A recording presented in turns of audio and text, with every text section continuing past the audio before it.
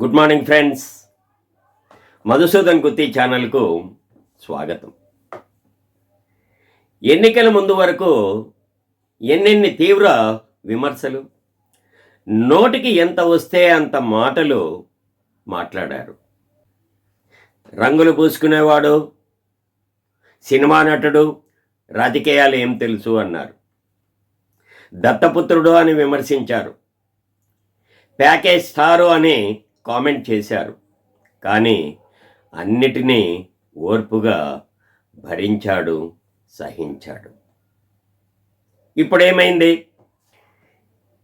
ఇప్పుడు అదే వ్యక్తి ఒక అద్భుతంలా కనిపిస్తున్నాడు. సుడిగుండంలో చిక్కి ఊపిరాడక ఉక్కిరిబిక్కిరి అవుతున్న వైసీపీ మాజీ నేతలందరికీ కూడా ఇప్పుడు పవన్ కళ్యాణ్ గారు ఒడ్డున పడేసే ఒక నావలా కనిపిస్తున్నారు.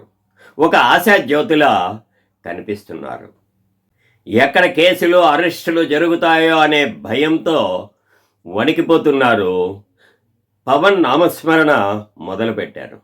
నిన్నటి వరకు తీవ్ర విమర్శలు చేసిన ఈ మాజీలందరూ పవన్ మీద ఎక్కడ లేని ప్రేమను ఒలకబోస్తున్నారు.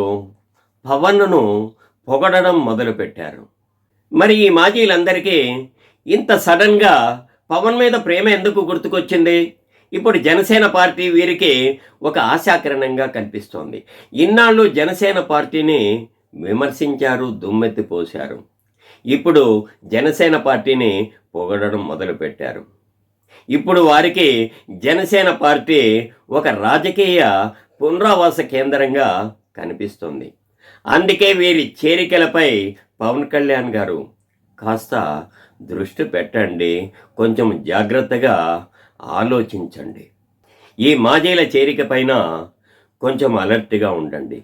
ఏ దురుద్దేశంతో వీళ్ళు పార్టీలో చేరుతున్నారో తెలియదు. జన సైనికులు కూడా కొంచెం జాగ్రత్తగా వీరి కదలికలను గమనించండి.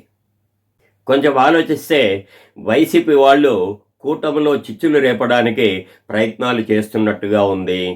టీడీపీ, జనసేన పార్టీల మధ్యన గొడవలు, విభేదాలు సృష్టించాలని చూస్తున్నట్లుగా ఉంది. ఇప్పుడు కొత్తగా ఒక వీడియో బాగా వైరల్ అవుతోంది. అది YCP party MP Vijayasai Reddy చేసిన ట్వీట్. మరి ఈ ట్వీట్ వెనుక ఏం ట్రిక్ ఉందో తెలీదు. ఇప్పుడు అతనికి పవన్ కళ్యాణ్లో అనేక సుగుణాలు కనిపిస్తున్నాయి. ఇన్నాళ్ళు కనపడని అనేక సుగుణాలు పవన్ కళ్యాణ్లో కనిపిస్తున్నాయి. ఇప్పుడు ఏపీకి పవన్ నాయకత్వం కావాలంట. పవన్ ఒక ఆదర్శవంతమైన రాజకీయ నాయకుడంట. పవన్ యొక్క నాయకత్వంలో ఏపీ అభివృద్ధి చెందుతుందంట. చంద్రబాబు నాయుడు లాంటి 75 సంవత్సరాలు పైబడిన వృద్ధుడు ఇప్పుడు అవసరం లేదంట. యువ నాయకత్వం కావాలంట. మరి ఇన్నాళ్ళు పవన్ కళ్యాణ్ ఇతని కంటికి కనిపించలేదా? ఇప్పుడు ఆయన దృష్టికి పవన్ కళ్యాణ్లో అనేక సుగుణాలు కనిపిస్తున్నాయి. మరి వీటి వెనుక ఏమైనా దురుద్దేశాలు ఉన్నాయా? ఒకటి, కూటమిలో విభేదాలు సృష్టించడం అయితే, రెండవది అతి ముఖ్యమైనది కాకినాడ సీపోర్టు వ్యవహారం. ఈ కాకినాడ సీపోర్టు వ్యవహారాన్ని పవన్ కళ్యాణ్ గారు కొంచెం సీరియస్గా తీసుకున్నారు.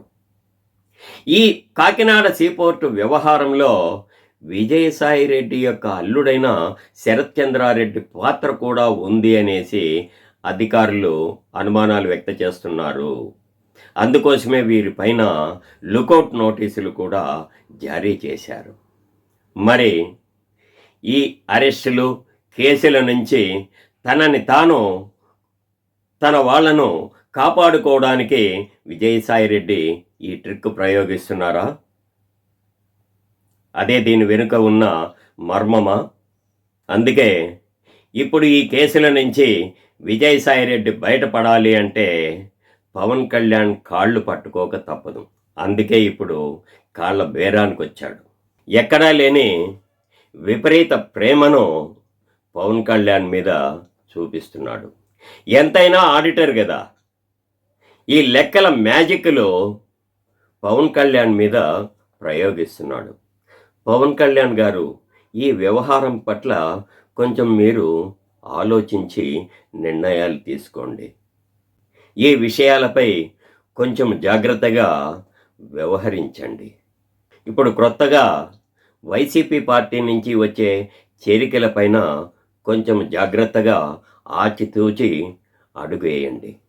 ఇప్పుడు జనసేన పార్టీ అధికారంలో భాగస్వామ్యమైంది కాబట్టి ఈ జనసేన పార్టీని జాగ్రత్తగా కాపాడుకోవాల్సిన బాధ్యత ముఖ్యంగా మీ వైపు ఉంది. మీకు మద్దతిస్తున్న, మిమ్మల్ని ప్రోత్సహిస్తున్న జన సైనికుల అందరి మీద ఉంది. నమస్తే ఫ్రెండ్స్. నా ఈ వీడియో మీకు నచ్చినట్లయితే లైక్ చేయండి, కామెంట్ చేయండి, షేర్ చేయండి. ఇంతవరకు సబ్స్క్రైబ్ చేయకుండా ఉంటే నా ఛానల్ని సబ్స్క్రైబ్ చేసి మరింత ప్రోత్సహించండి. ఇలాంటి మరిన్ని వీడియోలతో మళ్ళీ మీ ముందుకు వస్తాను.